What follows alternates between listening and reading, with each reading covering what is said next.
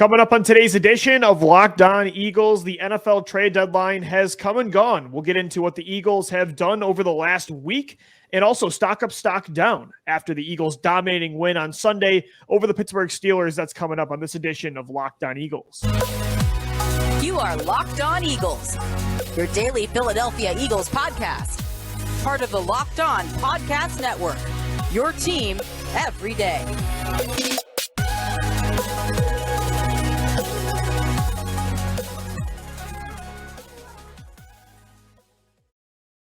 We thank you so much for making Locked On Eagles your first listen each and every day. Welcome in, Eagles fans, to a Tuesday edition of the show. I'm Louie DiBiase, joined as always by my co-host Gino Camilleri. Today's episode of Locked On Eagles is presented by Prize Picks. Prize Picks is daily fantasy made easy. Pick 2 to 5 players, and if they score more or less than their Prize Picks projection, you can win up to 10 times your money on your entry. First-time users can receive a 100% instant deposit match up to $100 with the promo code LOCKEDON. That's prizepicks.com, promo code LOCKEDON.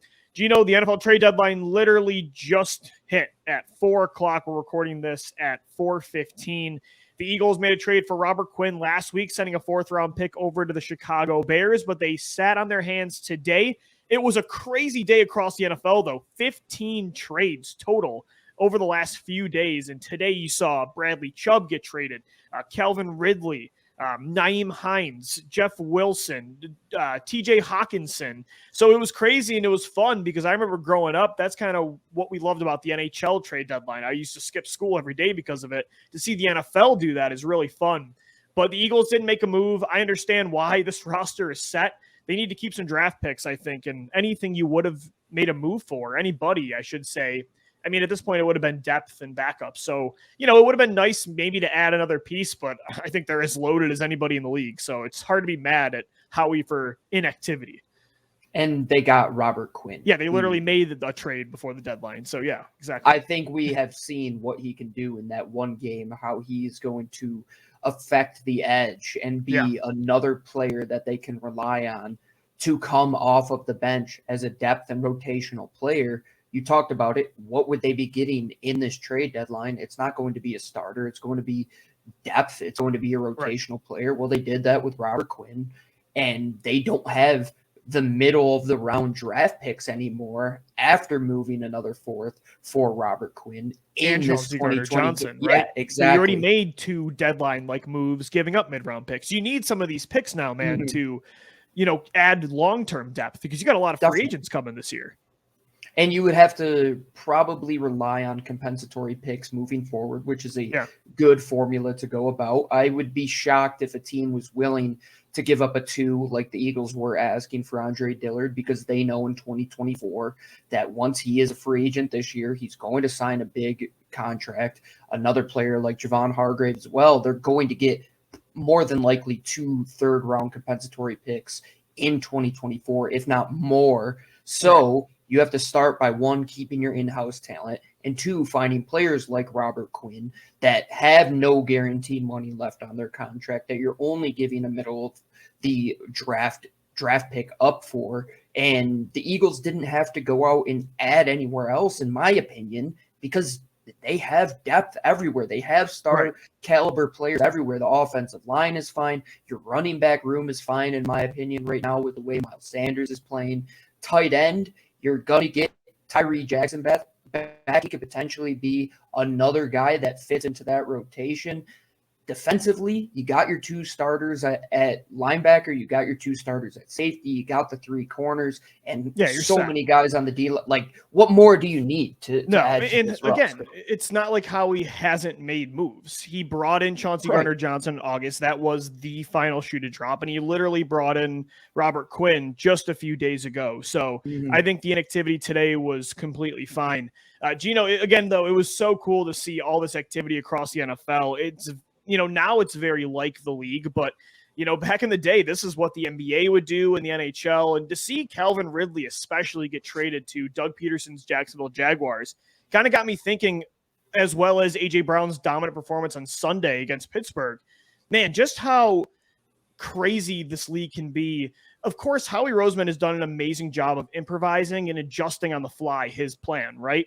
But also, this league is a lot about luck, because there are some parallel universes out there where the Eagles, instead of A.J. Brown, it's Calvin Ridley, Allen Robinson. You look at, he was interested in Christian Kirk.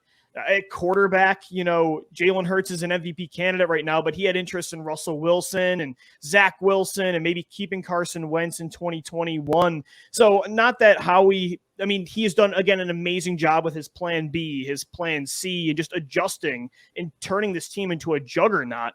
But it's crazy how luck does play a part into the NFL, because there is a lot of universes out there where it's not Jalen Hurts and A.J. Brown, it's Zach Wilson and Christian Kirk. You know what I mean? So just to see that today got me thinking about how lucky we are right now to really experience what we're getting on offense.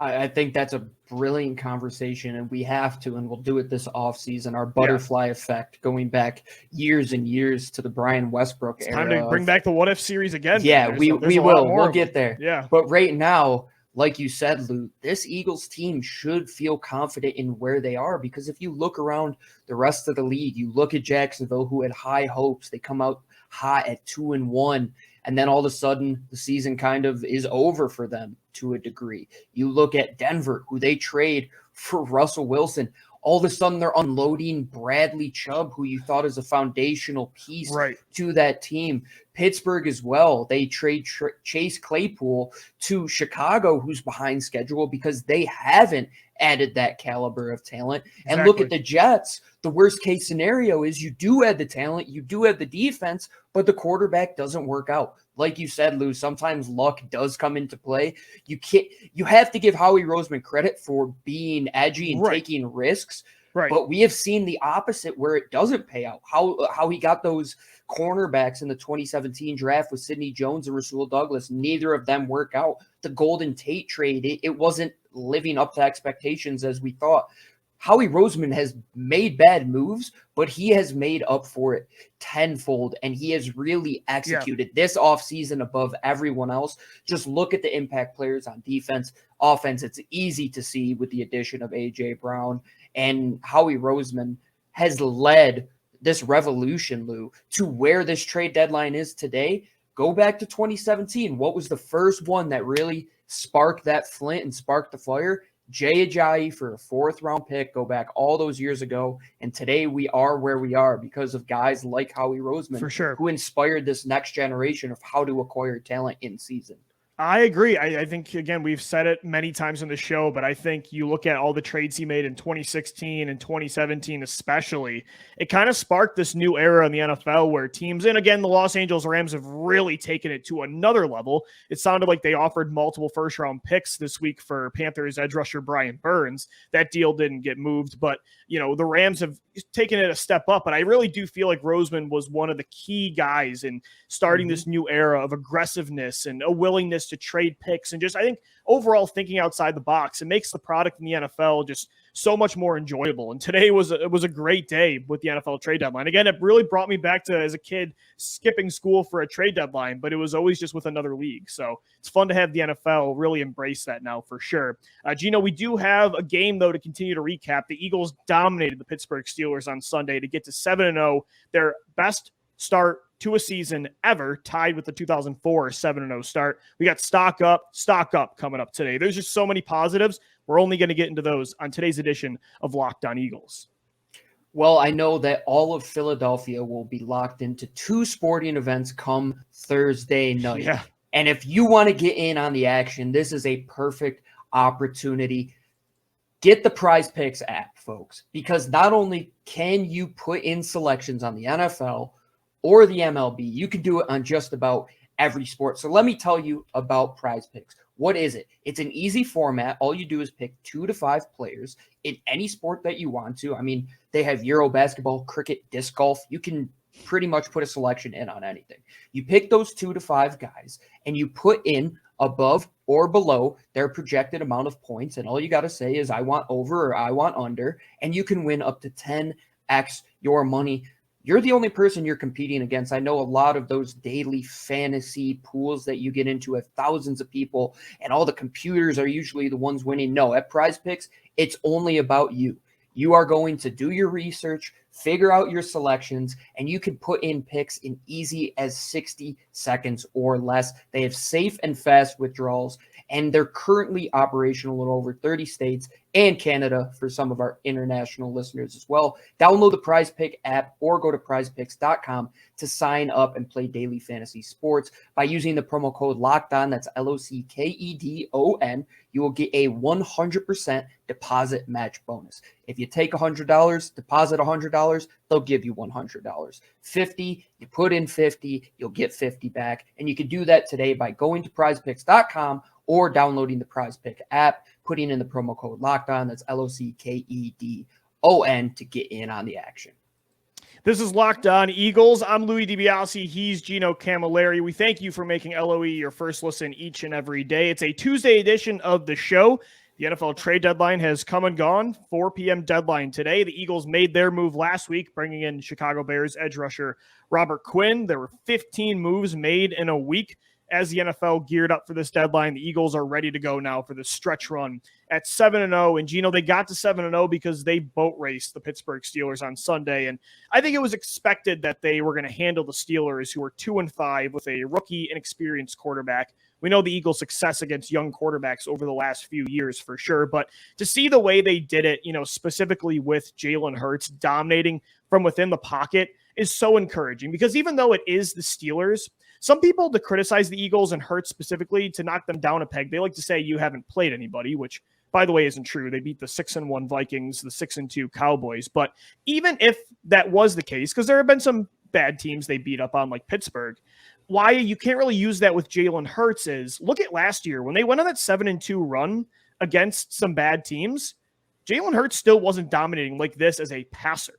The fact that he's doing this against anybody is extremely encouraging. His stock continues to soar. I mean, Gino, just listen to these numbers inside the pocket this year versus last year. Last year, his completion percentage inside the pocket, 66%. This year, 72. Yards per attempt last year, 7.3. This year, 9.2. His QBR, 87.6. This year, 110.7. According to our good friend Jeff Kerr of CBS, that all ranks in the top 3 this year for Hurts inside the pocket. So the way they did it is amazing, because we know, as you always say, and as we always say, he and this team is a dominant run team whenever they want, but they're also the same in the passing game. They're a juggernaut. They truly are. And I even believe more so on our statement that he can go against the top quarterbacks. After I saw Josh Allen in that game against Green Bay, where he made some questionable throws against a Green Bay defense, which is downright bad at this point in the season, Jalen Hurts not only makes plays in the pocket, Lou, he doesn't turn the football over. The 2 interceptions that he has had on the year, you can't even attribute them to him, because they were both either one, tipped by his offensive player, or dropped by his offensive player. That's the best representation, right, of how good he's been this year. Is not only he's atop the league in aggression, but he's atop the league in efficiency too. Yes. That normally isn't always the case. You normally get one or the other. In Week 8, he was the second most aggressive quarterback, according to Next Gen Sports. The Week 8 performance by the Philadelphia Eagles, according to Football Outsiders, was the second highest DVOA game of any team this season. They are doing it at a rate and in ways that are multiple, that it's physical, it's 60 minutes, start to finish. And I think that Steelers game was ever more evident of that, Lou. We talked about the second half concerns. They scored multiple touchdowns in the second half. They didn't allow Pittsburgh to come back how they usually have allowed teams to put up points late in that game. You talk about dominating teams in that tier. This was the run and everything we wanted them to do, similar to 2017. I'm sick of they didn't play anybody. Emmanuel Acho, of course, the saltiest guy in the world when it comes to the Philadelphia Eagles, said the same thing today. Shout out Torrey Smith for backing up the Eagles, saying that any game matters in the NFL, any given Sunday. There's only one team that has not lost yet. The parity is as true as ever this year. What do you know outside of the top other 2 3 teams that are in the top 3 seeds in the NFC? It's you, exactly, it's Minnesota, and it's Dallas. So I'm with you. And again, with Jalen Hurts, it has really nothing to do with his performance, because again, he dominated. You can put an asterisk on the Dallas win on defense because they didn't play Dak Prescott, but Jalen Hurts had a really efficient game against Trayvon Diggs, Micah Parsons, DeMarcus Lawrence, one of the best defenses in football. Against the Minnesota Vikings, that's a good defense. Week 2, he dominated that defense. So for Jalen Hurts specifically, you can't use the argument with the Eagles entirely, but with specifically Hurts, you can't use that. And again, I love that you use the deep numbers and the efficiency, because again, to have both the aggression and that efficiency is rare. Only Josh Allen this year, Gino, has more touchdowns, has a higher passer rating, and a higher completion percentage on throws of 25 plus air yards than Hurts. So, I mean, you're getting the deep ball and he's not making mistakes. It's, again, it's nice to know, like, not every quarterback can go nuclear every single week. But what makes a truly great quarterback is consistently you get those games throughout the year. And then the other games, they're a very good player. And I feel like that's Hurts this year. There hasn't really been a really bad game. They've all been very good. And then there's a couple games like this Pittsburgh one, the Washington matchup, the Minnesota matchup, where he goes bananas. Going back to our weekly talk where we say, is it a game you won because of, a game you won with, or a game you won in spite of? There have been very few games that were only you won with him. Pittsburgh, you won because of Jalen Hurts, what he was able to do in the pocket. Never once this season has he been a guy that you won in spite of, somebody that you had to come back from multiple turnovers, somebody that just put you in bad field position by not taking care of the football, somebody that wasn't hitting his receivers when they were wide open, not giving his receivers a chance. He is doing everything that we had questions on, that the national pundits had questions on, and that people in the Philadelphia Eagles organization had questions on. And he is doing it by giving the ball to multiple different players. He's taking care of it. He is throwing the ball downfield. He's hitting the middle of the field when necessary. He can run it and turn into the best rushing attack in football when called upon. What more do we want to see from Jalen Hurts this year? That's why Bet Online has him second in MVP odds right now, only behind Josh Allen. Consistency. Keep doing what you are doing, Jalen Hurts. It is working. And a huge reason he's been able to surge this year, Gino, and break out is wide receiver A.J. Brown. And look, a non-quarterback offensive player is maybe never going to win the MVP award again. But, Gino, if they could, there are very few players that are not quarterbacks on offense that make a better argument to win MVP than A.J. Brown. What he's doing on offense this year, the impact he's having on Hurts and the entire unit, I don't think we've seen this since 2004 with Terrell Owens, and not ironically so. That was the last time they started 7-0. And the impact T.O. had on McNabb on the field, we've seen. Brown with Hurts off and on, it's done wonders. Truly a generational impact, and he was so good on Sunday that the NFL randomly drug tested him on Monday. I think that's the best compliment in the world. I know you were pissed about it, but I was like, hell yeah, the Eagles have a receiver that's so good you got to drug test him. Yeah, I'm under the idea that it's like you just don't trust him to be that good. Oh, it's pathetic. But yeah, I see what you're saying. It's like Hulk smashes down a city, and then you're like, yeah, you might be on some performance enhancement there, Hulk. When in reality, that's just who he is as a person and as a player, and that's who AJ is. If you look at the picture of him and DK coming out of Ole Miss, those two have always just been two big old dudes that are going to dominate you at the point of the receiving, and they're going to go up and catch every 50-50 ball. Lou, according to Next Gen Stats, this I think is the craziest part. 2 of the top 7 most improbable completions of the week came from Jalen Hurts to A.J. Brown on those balls over his shoulder. 3 in the top 20 this past week. You talk about it, the aggressiveness, the ability to put it up in windows against double coverage, and there's only one person that's going to come down with the football. A.J. Brown was the square peg that fit into a square hole that this Eagles receiving core was looking for, because not only does he make Jalen Hurts better, he makes everybody else around him better, because there's the weeks that Devontae Smith goes off because A.J. Brown has to be taken care of by multiple people on the other side, has to be bracketed by a safety and covered by a corner. Devontae Smith go win that one-on-one matchup as well. A.J. Brown, what he is doing, I will confidently say he will not take his shirt off in his driveway, do sit-ups, and call out his quarterback in this offseason, because the rapport that him and Jalen have is truly unbelievable. They're friends above everything else. I believe Jalen is the godfather to one of A.J. Brown's kids as well. And I don't know what more you can say about what he has done. He truly is the best receiver in the last 20 years in Philadelphia. I agree. I totally agree. I think when they decided to drug test him was when he absorbed both Steelers defenders on that third touchdown, and then he pointed at him. I think that's when they decided we got to drug test this guy. But A.J. Brown, the highest grade, according to Pro Football Focus, of any receiver this week with a 92.6 grade, 156 yards, a career high for AJ, 3 touchdowns, all of which were over 25 plus yards down the field. More stock up, though, coming up next, guys. There were a lot of players on the defense that shined, but first, a shout out to another one of our sponsors today on Locked On Eagles. It's the official sports book of the Locked On Podcast Network. It's Bet Online, and this is the perfect time of year to be using Bet Online.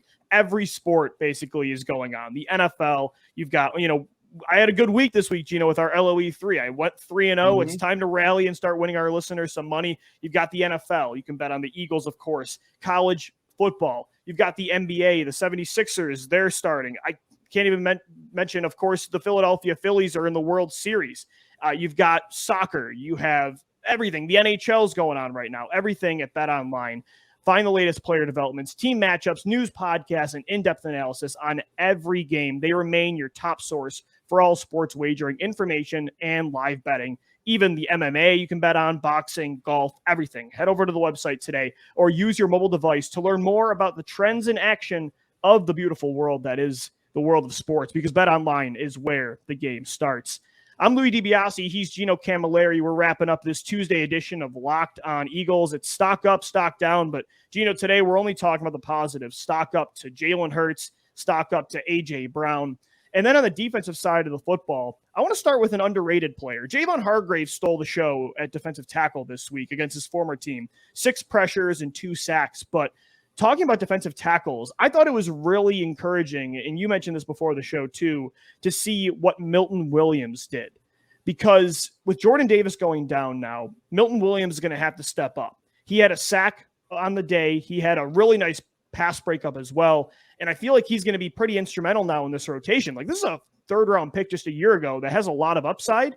And he's going to probably impact the Eagles' long-term decisions on Javon Hargrave and Fletcher Cox. So it's going to be nice, actually, to, not that we want Jordan Davis hurt, but it's going to be interesting to see Milton Williams with an increased volume. Every time I tweet about Milton Williams, I'm pretty confident his dad likes to tweet. So shout out his dad. Yes. Yeah.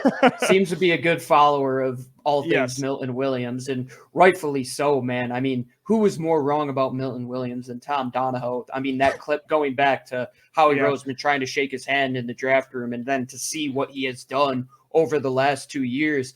I tweeted out that it's tough to make him the forgotten man in this rotation for how good he is, for how explosive he is. And you talk about who is going to warrant more snaps.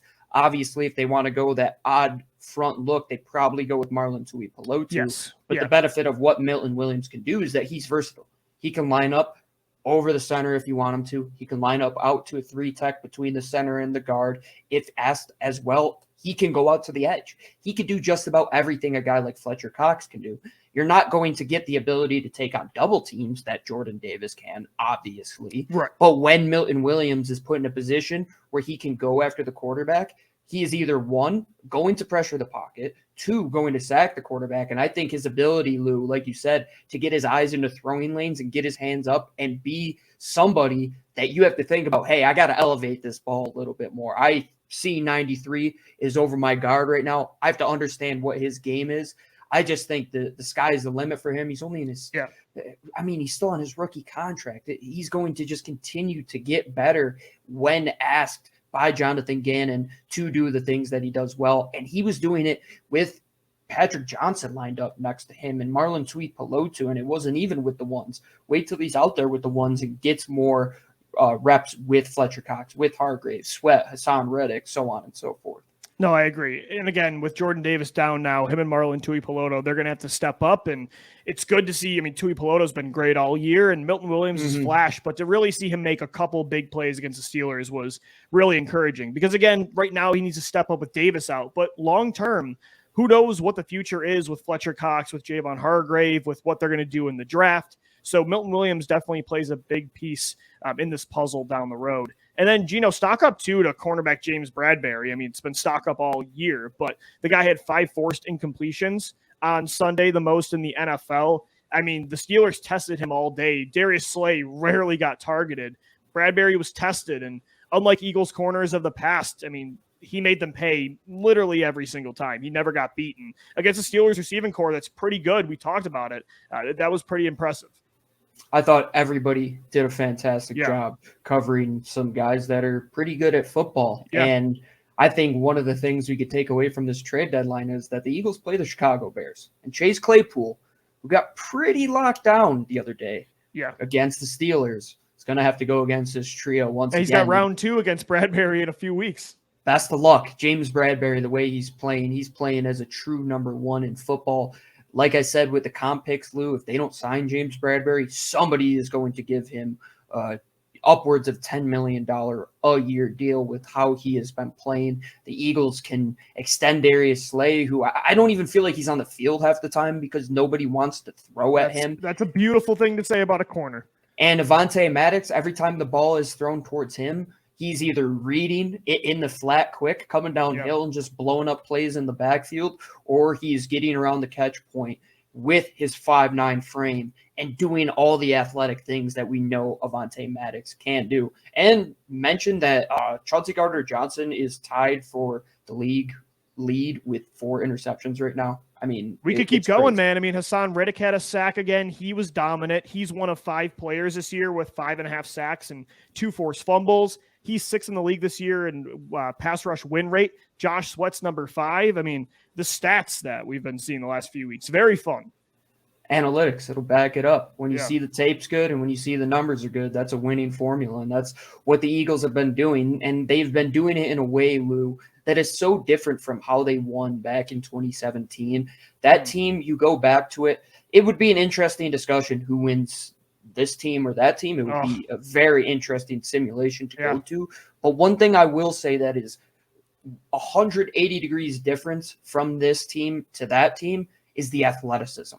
The pure speed, the athleticism in the defensive backfield with their linebackers, how quick they are up front on the defensive line, how versatile they are with their receivers. They really only had Torrey Smith that was quick on that 2017 team. Nobody could really get downfield outside of him and Nelson Aguilar in the intermediate areas. Aguilar had a big year that year down the field, but he wasn't Devontae Smith or A.J. Brown. They didn't. You're right, Gino, because they were one of the older rosters in football, so they didn't have the youth or the athleticism this team does.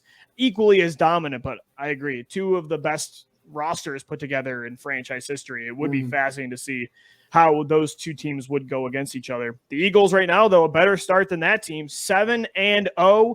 And Gino, we got a game coming up in just 2 days. So we got a quick turnaround. We're going to take a first look on Wednesday at this matchup on Thursday Night Football with the Houston Texans. Then we'll have crossover Thursday as well in the morning with Locked On Texans. So guys, make sure you subscribe to Locked On Eagles for 5 shows a week on all podcast platforms, on YouTube as well. And we're always talking birds after the show on Twitter. Hit us up at DiBiase LOE, at GC24_football, and at Locked On Birds. We thank you for making today's Locked On Eagles and every Locked On Eagles your first listen each and every day. Make sure your second listen is the Locked On Sports Today podcast. From the games that matter the most to the biggest stories in sports, go beyond the scoreboard and behind the scenes with local experts and insight only Locked On can provide. Locked On Sports Today, available on this app, YouTube, and wherever you get your podcasts. For Gino Camilleri, I'm Lou DiBiase signing off. As always, thank you for downloading. Thank you for watching and listening. And let's go Birds. Fly, Eagles, fly.